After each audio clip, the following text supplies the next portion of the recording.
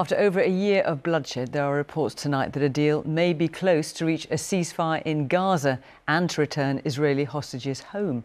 This evening, President Biden has said an agreement is on the brink. In a moment, we'll talk to Sarah Smith in Washington. But first, our Middle East correspondent Lucy Williamson is in Jerusalem. And Lucy, what are you hearing there?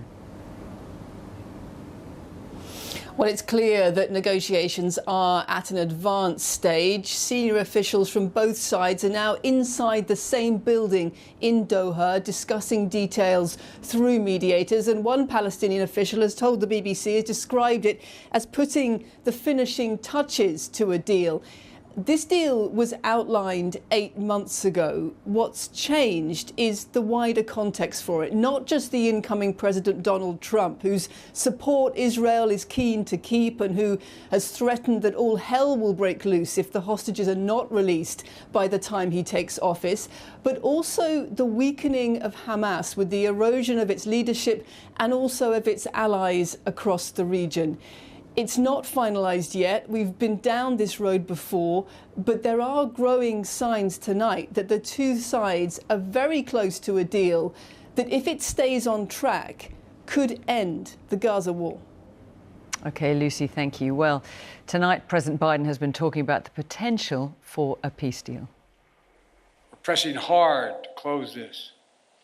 The deal we have structured would free the hostages, halt the fighting, provide security to Israel, and allow us to significantly surge humanitarian assistance to the Palestinians who've suffered terribly in this war that Hamas started. Let's speak now to our North America editor, Sarah Smith, who's in Washington for us this evening. And Sarah, President Biden has talked of the possibility of a deal before, but does it sound different this time? Yes, I think he sounds more optimistic this time. As you said, there is a real chance that this could be done before he leaves the White House a week today. He said that he has been talking on the phone to leaders in the region and that he intends to continue working on this if there is any chance that he can reach an agreement. And we heard also today from his national security advisor, from Jake Sullivan. He said he wasn't promising or predicting anything, but he thinks there's a distinct possibility this deal could happen this week. The timing is obviously fascinating, with Joe Biden just about to leave office. Of course, he would love to announce a deal that hostages had been released whilst he is still president.